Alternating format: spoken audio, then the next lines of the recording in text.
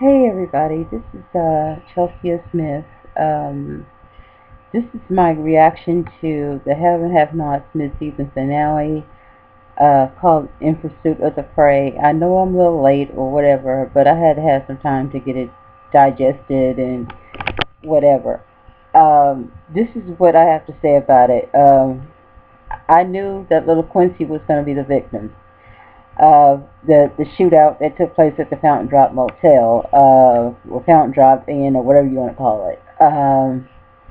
I knew poor little Quincy was going to be the one who get shot, and he's the most innocent victim of them all. He's a kid. I mean, he had no beef with anybody, but yet he had to suffer the consequences of a ridiculous rivalry.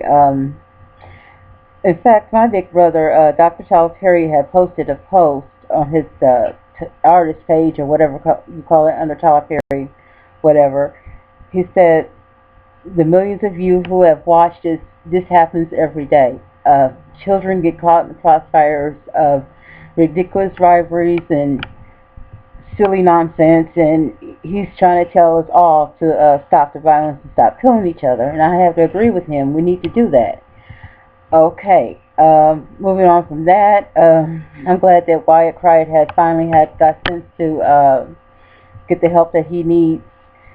I know it's costing him $1,000 a day. That's ridiculous, just to get help with his drug problem. But you know, people will take advantage of the rich people all the time, so that's nothing new. But yeah, I just want to say that I'm glad that he's finally getting the help that he needs.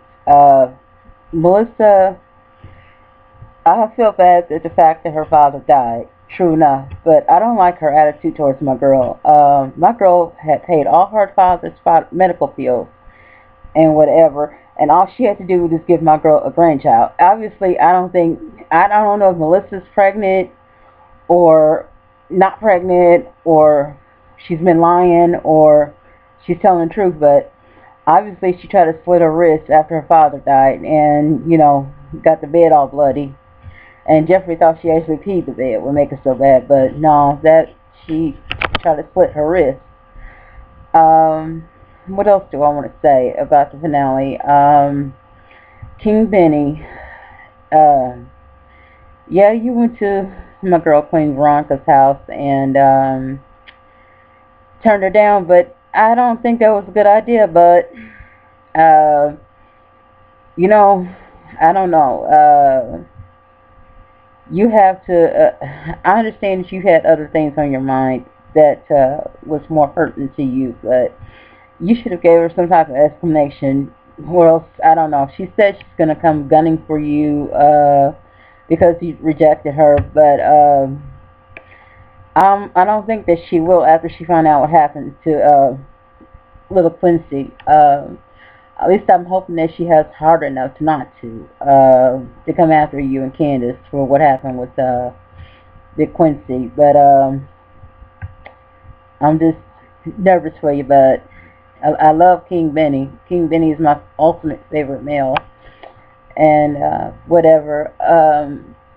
This incident at the Fountain Drop Inn. I want to say thank you to Brett Davis and Mitchell Malone. Mitchell Malone is a ride or die friend. He would protect his friends at all costs. I want a friend like Mitchell Malone. The way he grabbed up King Benny and covered him when those bullets started flying really made me very proud to see a real friend stick up for a friend and his family. And I loved how he shielded Queen Hannah too, trying to get her to get away from the violence or whatever and pull her back. And that was good. Only he could have saved Lil Q from getting shot. That's something else I'm gonna talk about. The shooting of Lil Q in this video. Candace and Charles. All right. I really want something major good to happen with Candace and Charles. I love their chemistry. Like I said before, Charles and Mitch are the only two good men that Candace has came in contact with in her entire lifetime. And I want something good to come, with her and Charles. I don't like this setting up, what you call marking or whatever you want to call it. I don't like that. I think she needs to give Brendan the old heave ho and try to make things right and make something work with Charles. Charles probably be the best thing that's ever happened to her. Man running for president of the United States. She has the opportunity or the potential to become First Lady of the United States. Can you imagine a young lady like Candace coming from the ghetto, coming from poor beginnings, end up being First Lady of the United States? That would be so awesome. I would love that. She needs to give Brandon the heave-ho and tell him to get lost and where to stick it, because I think Brandon's trying to set her up anyway. But I think Candace and Charles have, good chemistry, can make something good happen, and I would like to see that. Okay, enough with Candace and Charles for now. Donica and Warlock. I am so... I am laughing my hind end off about it, because not because of that.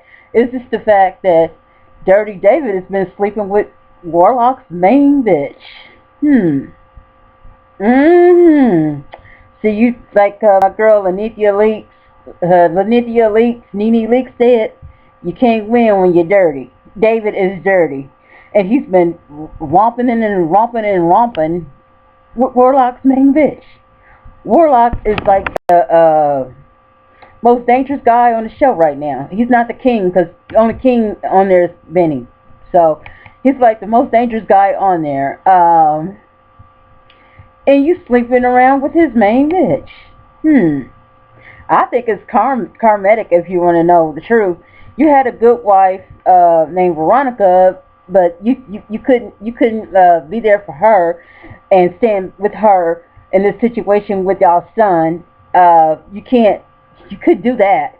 You couldn't be a man and stand up to Jim and to protect your wife and your family. But now you knocking boots with Warlock's main bitch or main hoe. How about that, David? I think you deserve that. I really do.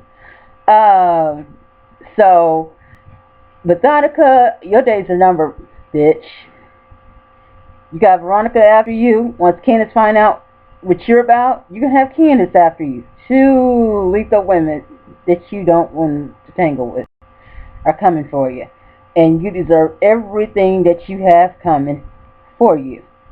Candace and Queen Veronica are going to wear you down, are going to destroy you the best way they know how.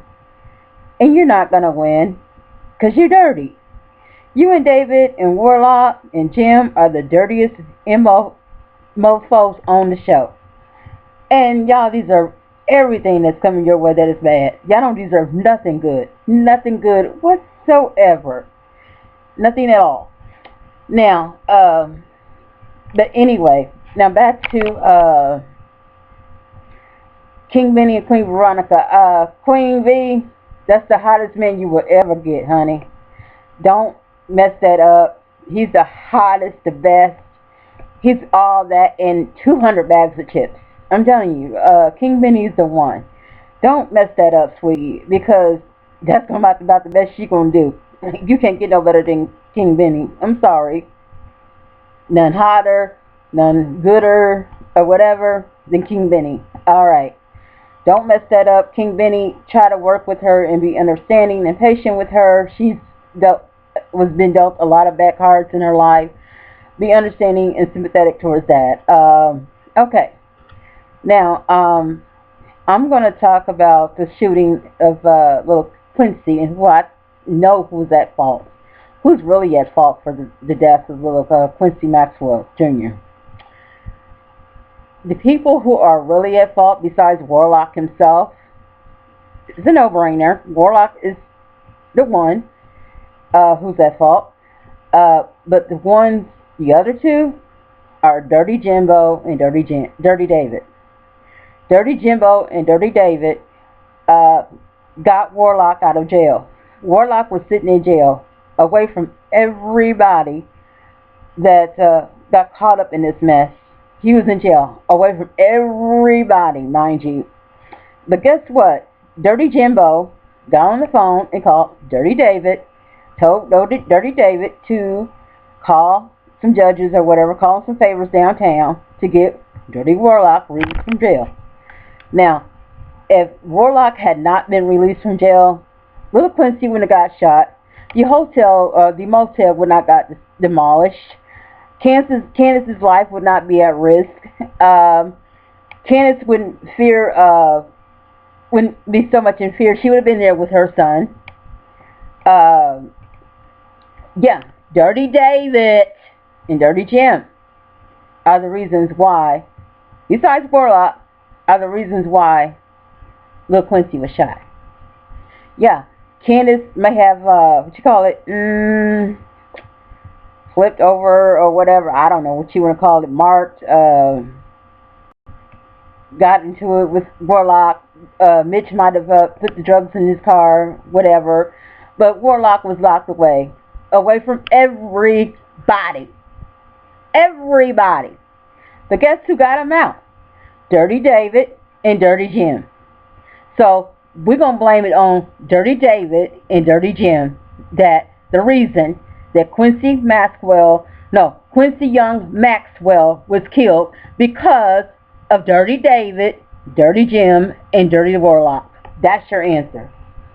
So, just to cover up and to fix some BS that's been said, that it was Candace's fault, it was Mitch's fault, it was Hannah's fault. No, bullshit. Candace, Hannah, Mitch did not cause that baby to get killed. Dirty Jim, Dirty David, Dirty Warlock is the reason Quincy died. So, just to let you know, I put the blame where it belongs. I don't sugarcoat nothing. So, this is my reaction video for what happened on Have and Have Nots mid-season finale. I will make more videos in the future, but this is what I want to say, just to clear up a lot of mumbo jumbo. And for those who wants to call my girl Queen Veronica Demonica, her name is Veronica with a V, not a D. So there you go. Okay. All right. You guys have a blessed day. I love you. Take care and enjoy this video. Bye-bye. Mwah.